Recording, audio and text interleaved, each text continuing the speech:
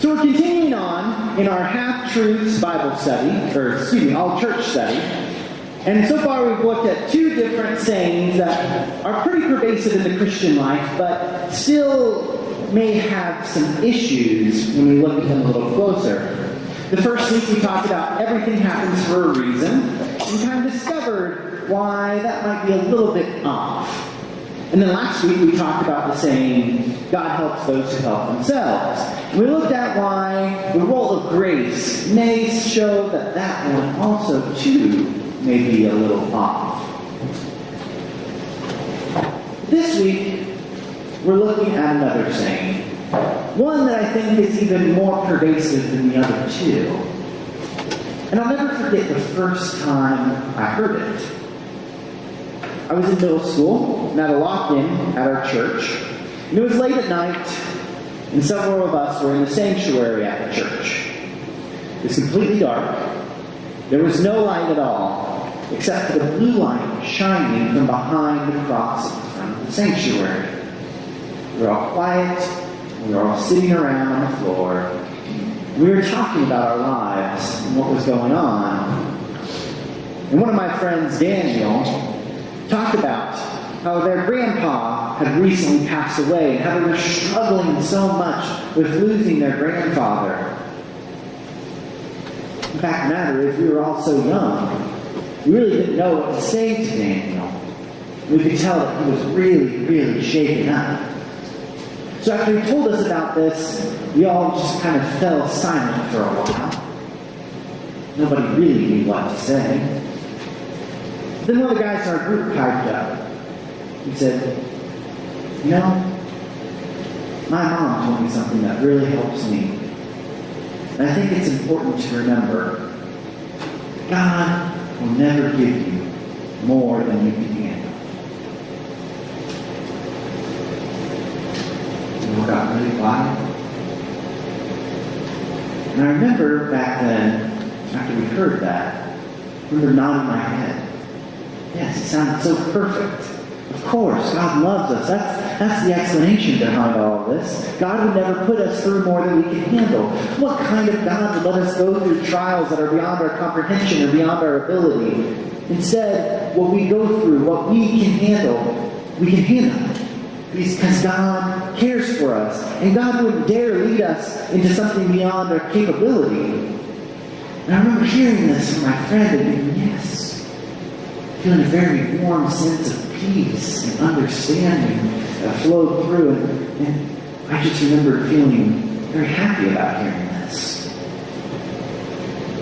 But a little bit later in that evening, I ran into Daniel again. He still looked pretty bummed. I asked him, are you okay? He shrugged. He said, "Yeah. I just can't believe God would take my grandpa." You see, I do believe that we humans want to be helpful. So when we witness someone going through these incredible, tough challenges in life, we want to do something, say something, anything that can help. And it makes sense. It seems like something, that saying that God wouldn't give us more than we can handle would be something that would help. Heck, maybe it is something that makes some of us feel better.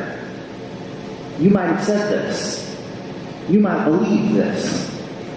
But my friend Daniel that day picked up on something that points out a problem with this statement. We kind of touched on it during that everything happens for a reason discussion. Because the idea that God doesn't give us anything we can't handle communicates the idea that every trial, every tribulation in our life is simply a test. It is given us by God for whatever reason. So a statement that was meant to be reassuring, made to my friend Daniel, was seen by Daniel as an argument that God took away his grandpa. But it's okay, because he can deal with it. It doesn't quite seem right, does it? And while I don't think I fully understood how problematic this statement was at the time, as I've grown up, I've started to see the cracks form. I've seen family and friends go through divorce, miscarriage, loss of a spouse or a child, a failed relationship, the death of a parent, a lost job. They've gotten sick or fallen into drug or alcohol abuse. I've had people I've loved fight depression. And I've had friends that I've lost to depression. And each time it is impossible for me to fathom the idea that God would allow this to happen to them. The ultimate purpose for all these tribulations is simply a test. Or perhaps, even more incendiary, it seems like for some people, and for some of this, is in fact more than they can handle. So what is God's role? What does God provide for us in times of trouble? Now, I'm not going to lie. It's hard for me to give this sermon. I don't know if I can put it perfectly into words that justify this topic, because the topic of where is God in tragedy is not an easy one to answer, is it? We remember this again today in the shooting at the synagogue in Pittsburgh. Senseless acts of violence have a way of silencing these explanations we try to give for tragedies. Because what can you say? What can you say when people are wiped off the earth for seemingly no discernible reason at all?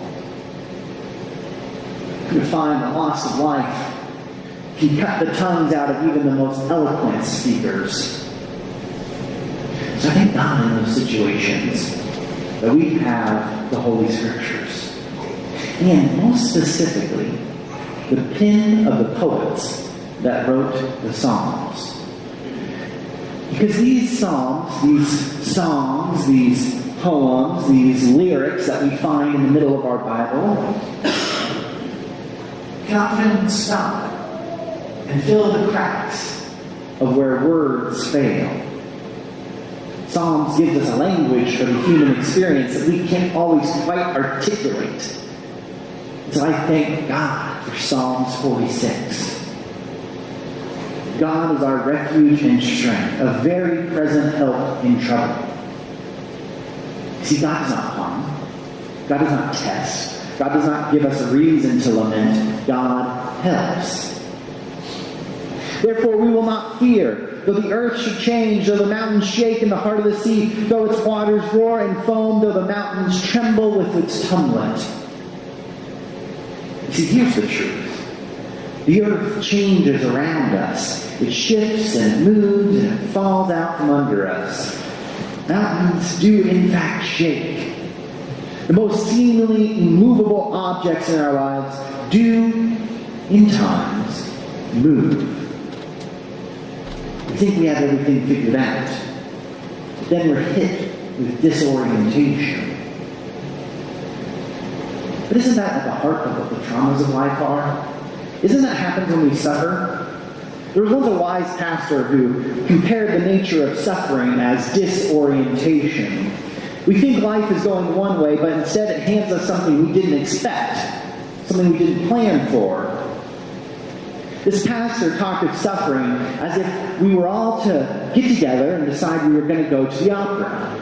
We dress up, we put on tuxes, we get ready to go, and we get there, and we take our seats. And then all of a sudden, 4 guys in rock star makeup come out and play heavy rock tunes. Or, we go to the theater, prepared to see a Broadway show. And instead of a program, the usher hands us a swirl. We would start asking, what do I do with this? Now what am I supposed to do with this thing that I've been given? How do I go about doing what I think I'm supposed to be doing when everything is not the way I expected it to be? Because our standard reference points when we face trauma get knocked out of alignment. This pastor wrote, that's often what happens when we suffer. We had things planned out. We knew what meant what. We had our boxes properly organized and labeled, but all that was disrupted when we began to suffer. I think that's why we say this phrase, God won't give you more than you can handle, because we're trying desperately to cling on to our understanding of life because everything around us has become shifted. So So when the psalmist writes about the mountains trembling, the psalmist points out that even the most sure things in life can be shaken. We can become disoriented because even the most steady presences in our lives can go away. The person that we look to as the strongest and the wisest can let us down or even pass. The person we love the most can leave us, either by choice or by the natural ending of life. We may lose that job or that thing that gives us meaning or that we think we are meant to do, and then disorientation hits. But as the psalmist writes, we should not fear. So when the waters rise, the mountains shake, and the seemingly unmovable object moves, the psalmist reminds us that God says, be still and know that I am God. I am exalted amongst the nations. I am exalted in the earth. The Lord of hosts is with us. The God of Jacob is our refuge. So instead of thinking God won't give you more than you can handle, maybe we should take the advice of the author of the book that we are reading here at the church. Adam Hamilton writes that instead of saying God won't give you more than you can handle, we should instead say God will help you handle everything you've been given. Because we don't know what life will throw at us. We can't know. Yet we know that God is our strength and our refuge. We know that we can trust in the Lord and we have nothing to fear, because it is God that goes with us each and every step of the way. There's an event in the Bible that is often underrated. It's probably one of the most consequential events in shaping the Jewish people in the Old Testament. It's also probably one of the most heaviest examples of disorientation and suffering in the Bible. The Jewish people were conquered and put into exile by the Babylonians around 600 BC. They lost their land, their temple, their king. They even found themselves in a new land, in a new place, where they were terrified of losing their culture, their religion, their history. And they just did not know what to do. They believed they were the chosen people of God, yet now they found themselves in captivity. All the boxes that they had put their experience into simply burned into oblivion. Now there's a good portion of this Old Testament that we don't talk about that deals with how the Israelites comprehended and went through and worked through their captivity. And one of those places is the book of Lamentations. You don't often read from it in church or in Bible study.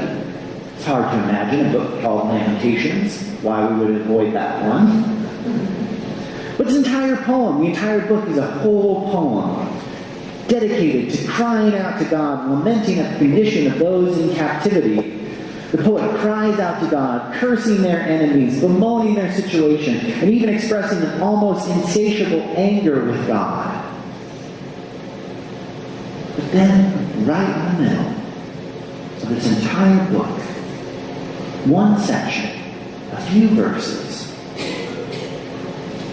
just for a moment, for a brief glimpse that if you read along, you might accidentally miss it. The poet stops their lament and cries out, "But this I call to mind, and therefore I have hope.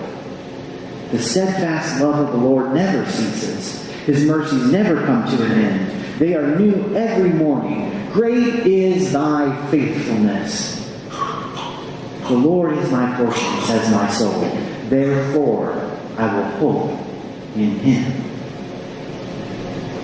You see, this lamenter knows and understands that even in the midst of the most dire of circumstances, where everything seems put out of place, where nothing can be put back together again, where God seems the most far away, the most distant, where everything is gone, dead, and broken, there's still one who is faithful to us. The one that carries us through all of it. Because God's mercies are new every morning. God is faithful. God will always be with us, walk with us, and lament right alongside us. God does not test us. God does not ask for our best in times of trouble. Instead, God carries us. God helps us through everything we can give Him. I'm pretty sure there's an old poem, one that many of you are probably familiar with. It's about footprints in the sand. It's kind of turned into this kind of Christian cliche. But I find that the cliches are a cliche for a reason.